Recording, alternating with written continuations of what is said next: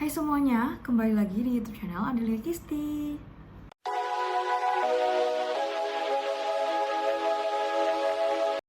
Di video kali ini aku mau ceritain gimana proses aku dalam mendaftar dan akhirnya alhamdulillah berkesempatan untuk jadi salah satu penerima beasiswa unggulan tahun 2024. Iya, sebelum itu perkenalkan, nama aku Adel. Aku sekarang S2 di Undip semester 3, yang mana sekarang juga aku sedang dalam proses penelitian atau tesis. Jadi aku emang baru apply beasiswa tuh di semester 3. Nah, jadi sebelum aku cerita gimana aku daftar BU dan juga gimana prosesnya serta tips-tips untuk pendaftarannya, aku mau ceritain dulu gimana aku bisa tahu BU. Karena menurut aku nggak semua orang tuh tahu BU kalau memang dia nggak selalu cari tahu gitu. Jadi waktu semester 1 aku punya teman yang sama-sama anak rantau, yang selama juga kuliah di Undip. Dia itu punya teman, jadi teman dia sekarang tuh emang jadi teman aku. Dan dia emang awalnya tuh kayak ngajak aku temenan gitu, ayo Adil temenan sama dia, soalnya juga dia anak Sumatera dan dia anak BU, anak beasiswa. Terus dia bilang, aku juga maulah nanti daftar beasiswa. Dia bilang gitu. Aku bilang, emang bisa? Kata aku, kan kita anak PNS, pasti susah. Terus dia bilang, enggak, ini tuh BU tuh bukan beasiswa yang mana harus mewajibkan melampirkan SKTM, surat keterangan tidak mampu. Tapi ini tuh emang untuk orang-orang yang unggul secara pendidikan, secara akademis, secara keaktifan kuliah, tapi dia nggak mandang ekonomi. Nah dari situ aku deh mulai kayak tertarik, tapi aku tuh belum terlalu mencari tahu gitu. Sampai pada akhirnya aku temenan sama teman aku yang BU itu, makin dekat, dan pas mau pembukaan BU udah diingetin sama teman aku, kayak dia ikut aja tuh BU, sayang nih lu kan waktu kuliah lumayan juga. Jadi ketika aku tertarik, aku tanya sama teman aku apa syaratnya, terus mereka kirimin gitu syarat-syaratnya, dan juga mereka kirimin essay mereka, hal-hal yang mereka kumpulkan, yang mereka apply ke BU.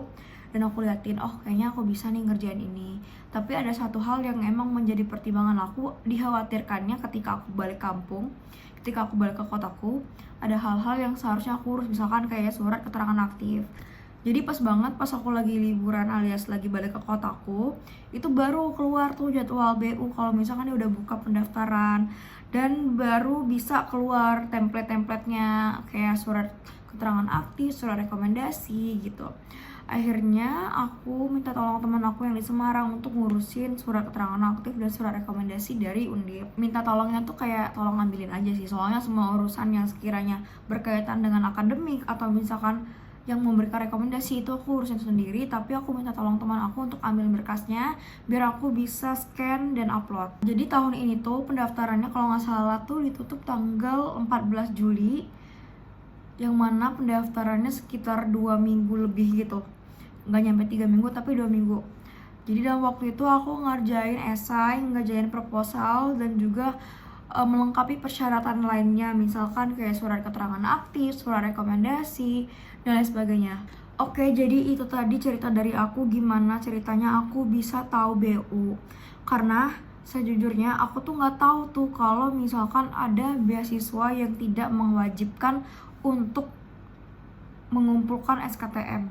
Maksud aku untuk kaum menengah seperti aku yang secara finansial orang tua aku PNS, biasanya kan terjepit ya kalau kaum menengah, kayak mau apply beasiswa tuh kadang susah gitu kan.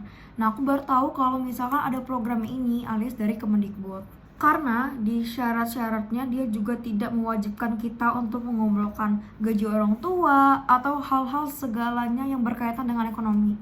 Nah, tadi juga aku udah sebutin kalau ini adalah salah satu program beasiswa dari Kemendikbud. Nah, apa sih beasiswa unggulan? Jadi, beasiswa unggulan adalah pemberian biaya pendidikan dari pemerintah Indonesia untuk putra-putri terbaik bangsa yang bertujuan untuk meningkatkan pengetahuan dan kompetensi sumber daya manusia Indonesia. Nah, apa aja sih jenis-jenis beasiswa unggulan dari Kemendikbud?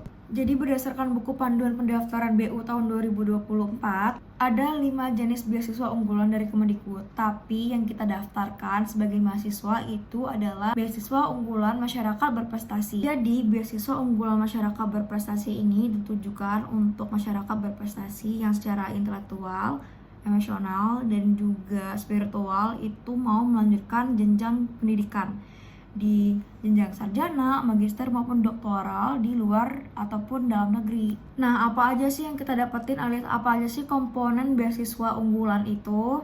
Jadi yang pertama yaitu adalah biaya UKT atau biaya perkuliahan atau biaya pendidikan. Yang kedua adalah biaya hidup dan yang ketiga adalah biaya buku. Untuk biaya UKT-nya itu berarti tergantung dari UKT tiap jurusan atau misalkan kalian kuliah di ini itu berapa juta, misalkan aku berapa juta, itu beda-beda.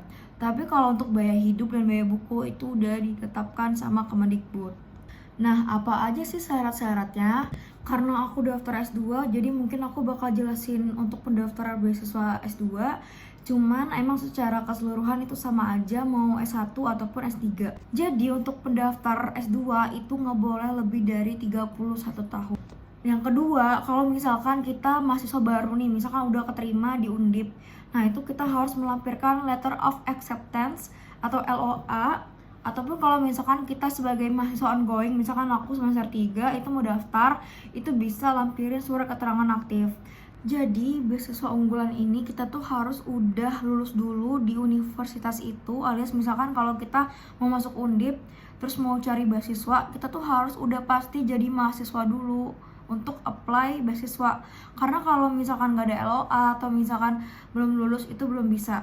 Nah, kalau misalkan kamu anak ongoing atau semester 3, kamu harus memenuhi IPK paling kecil 3,25. Dan kalau misalkan kamu daftar S2, kamu harus lampirin ijazah kamu itu minimal 3,25. Nah, selain itu untuk beasiswa dalam negeri itu ada syarat UKBI atau uji kemahiran bahasa Indonesia yang mana kita harus mendapatkan skor unggul dengan poin 578 sampai 640. Tapi untuk pendaftar beasiswa unggulan luar negeri itu harus juga melampirkan TOEFL. Untuk ITP itu minimal 550, IELTS itu minimal 6,5. Nah, selain itu kita juga harus buat rencana studi yang mana berisikan alasan kenapa kita memilih prodi ini. Misalkan aku kan memilih untuk melanjutkan pendidikan di MIH Undip. Nah, itu alasannya kenapa. Terus yang kedua adalah kita harus menjelaskan gambaran dari tesis kita. Kebetulan aku udah semester 3, jadi aku udah bisa menjelaskan apa yang mau aku buat di penelitian. Selain itu, kita juga harus jelasin rencana studi kita dari awal hingga selesai. Jadi kalau misalkan kamu pendaftar dari semester 1, kamu harus bikin timeline hidup kamu selama kuliah. Misalkan semester 1 kamu mau ngapain, semester 2 kamu mau ngapain, tujuannya apa, dan seterusnya. Jadi ini kita bikin di Word gitu dan dijadikan PDF dan diupload nanti di kolom yang disediakan.